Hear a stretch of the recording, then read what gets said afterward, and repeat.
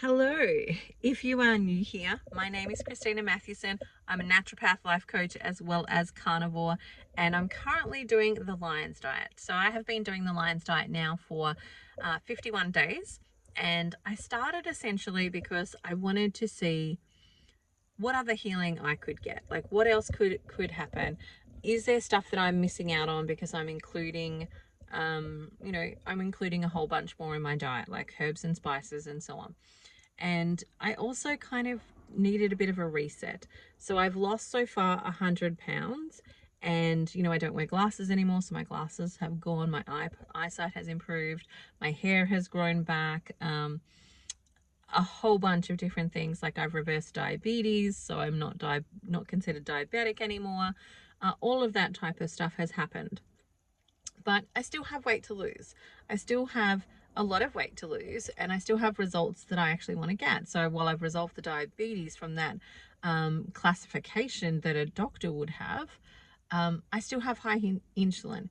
And so I'm still working on resolving that high insulin. My ketones, like I've really struggled to get to produce ketones during this period of time. I've really struggled to get into ketosis. Like all of those have been challenges that I have that meant that I still wasn't quite hitting the nail on the head when it came to resolving it. So for example, with my fasting insulin still being high, if I chose to have a day or two where I ate differently, my blood glucose would absolutely go up, and it would take me a while to get that back under control.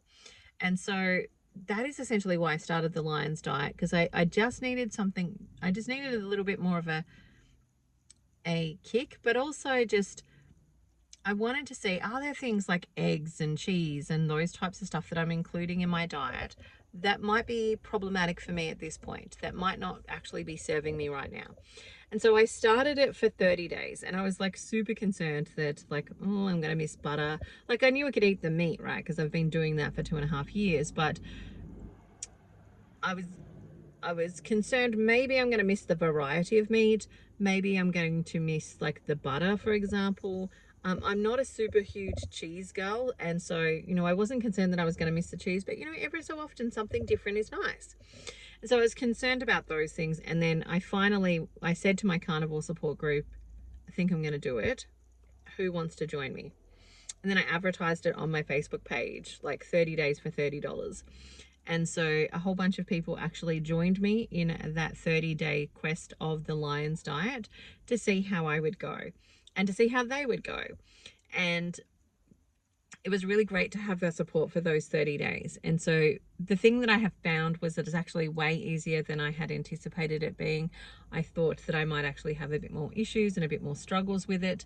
But no, that was actually super easy. And one of the things that I found as well that I kind of reclaimed it, because it happened to me when I first started carnivore, and I lost a little bit of it along the way, and that was having a really quiet mind, where my mind started to become really quiet again. It wasn't focusing on food as much. It was just like good and quiet, and I could think about things, and my brain was starting to work again. And then the next week, like I saw that my ketones slowly had increased a little bit. So my ketones through most of the last 2 years have been 0.1, 0.2. Nothing to write home about really. And so I saw that maybe go from those numbers of 0.1 to 0.2 to about 0.3, 0.4. I'm like, okay, I can see that there's some change, and I can see that moving. I did also drop a little bit of weight. So I lost a couple of kilos in those first week or two. And then I didn't necessarily lose much more straight away. But in the third week, what I decided to do was actually, so I was looking at my numbers, and I could see my blood glucose was a little bit higher than I wanted it to be. And I'm like, I think that is the protein, because I'd been balancing my protein with butter, and I didn't have butter anymore. And so having my protein without the butter kind of then meant that I wasn't eating as much fat, and so therefore eating more protein, because I was also trying to get up to my calorie intake of my TDEE. I thought I'll give that a go and see like how much does that require, what does that take, etc. And so without the butter, I could see that was quite a bit more than what I'd actually been eating. And so third week I went, I think I need to really change up this fat ratio. And I went to the butcher and I asked him for some beef fat, and he had happily obliged me with a 3 kilo bag of beef fat. And he gave it to me for free, so shh, don't tell, it was amazing. And so what I did was I started to cut that beef fat up, and I would add that to whatever it is that I was actually eating. And so I would fry that in the pan, and then I would cook my meat and the fat in the pan together, and then I would take those out once they were cooked, and I would put some broth in there with the fat and the juices from the meat, and a little bit of salt, which kind of made a little bit of a gravy for me, and I used that as my sauce. And so I really upped my fat. And when I really upped my fat, that is where I saw my ketones start to jump up. And they went from that fasting ketones of, you know, maybe a 0.3 to a 0.4 to now I was hitting 0.6 to 0.7. And over time, what's happened is that has continued to improve. So my fasting ketones the other morning was 1.6. That was an unusual morning for me. And so it's anywhere between 0.9 and I'm dancing around that line of crossing over into ketosis or starting my day in ketosis. And so it's getting there, and it's absolutely improving. So I'm super happy with that, and I'm super excited to continue to see those results. The other thing that I have done throughout this journey is I've been measuring myself weekly. And so weekly I've been measuring my body just to kind of see what's happening, so that I'm looking at more than just the weight on the scale, and I'm looking at more than just, you know, some of the other markers that I track, like blood glucose and ketones. Like I'm looking a little bit more beyond that. And so I started to and I have measured myself throughout the process, but I haven't measured myself weekly on schedule for a while. You know, haphazardly, maybe every couple of months I'll measure. So I hadn't done it for a little while. And so I've started to do it while I'm doing the Lion's Diet. And so far, as of today, so I did my measurements today, I've lost 30 centimeters. And I've lost a little bit extra from the weight perspective. So I'm now up to 3.7 kilos I've lost in the last 50 days. But the big part of that for me is the centimeters. So 50 centimeters is probably going to be around 25 inches. Sorry, math is not, that is not correct, because it's not 50 centimeters, it's 30 centimeters.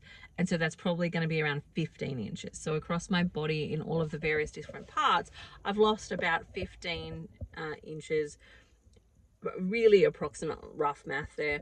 And I've lost 30 centimeters. And so for me, that is actually huge.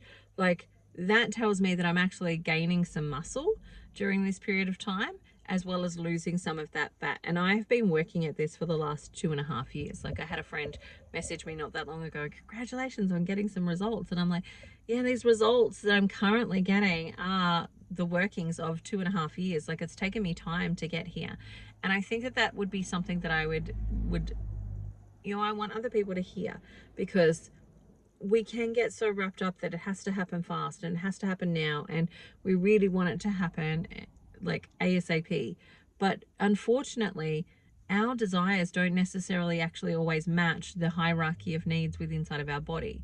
And so sometimes the body has to focus on healing things like the metabolic system before it then just actually goes and you do actually then drop the weight. And so the dropping of the weight had to become, for me, a secondary thing.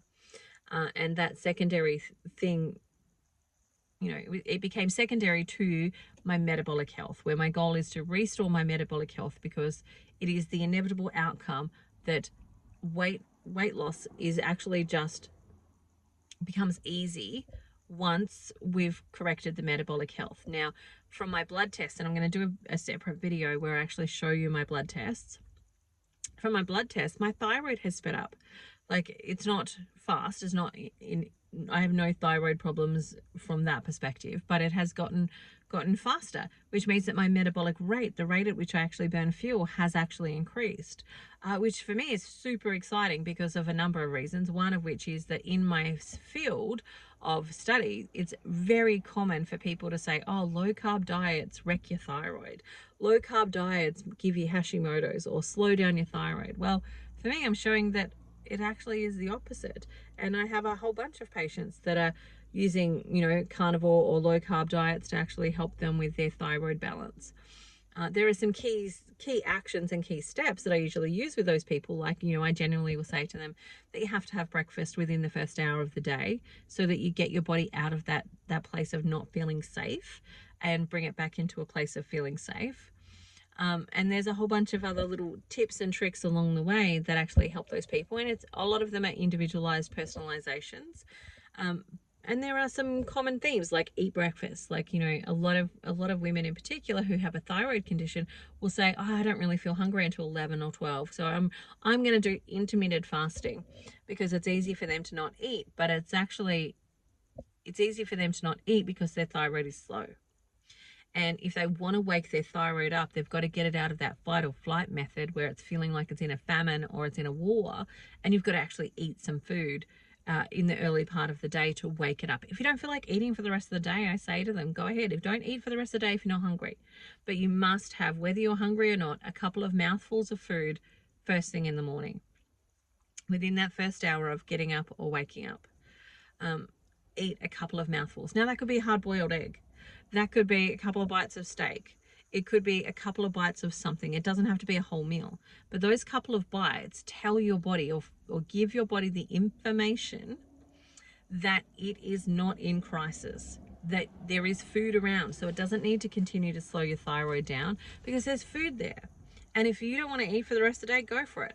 But what I inevitably see is that after doing it for a little while, so usually about a week or so, they go, oh my gosh, I'm so ravenously hungry. And I'm like, yeah, you've been hungry the whole time, but you have trained your body to ignore that feeling because it's holding off feeding you because it learned that there was a famine or a war around.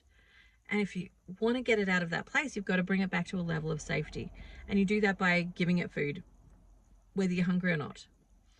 And then eventually what happens is you start to fill up your nutritional stores, the hunger starts to subside, things start to balance out a little bit more. But it is that first fixing of the metabolic system that actually creates the long-term results that we're actually after. And so day 51 of the Lion's Diet, I'm feeling really good. I haven't been able to test my blood glucose and ketones for the last 2 days because I'm out of strips and I have to wait for more to arrive. But once they have, I will definitely be measuring again.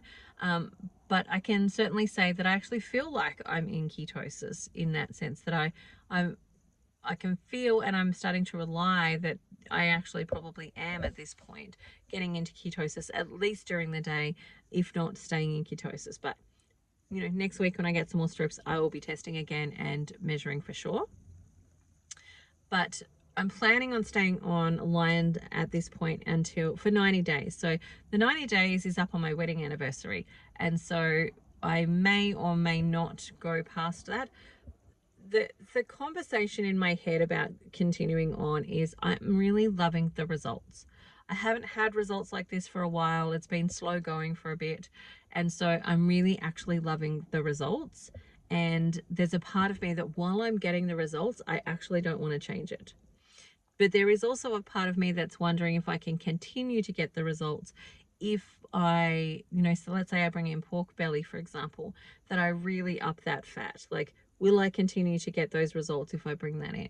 And so I am planning on maybe testing some things out, but I will see. When I get to 90 days, I might be like, nope, I'm really happy with this. It's super easy. I don't have to think. I'm in a really great routine. It's working for me. I'm not going to change anything.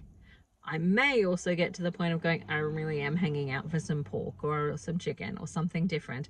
And I want to test to see if I eat fat with those, if it will actually continue to be beneficial for me. So I'll let you know how I go and what decision I make when I get close to that.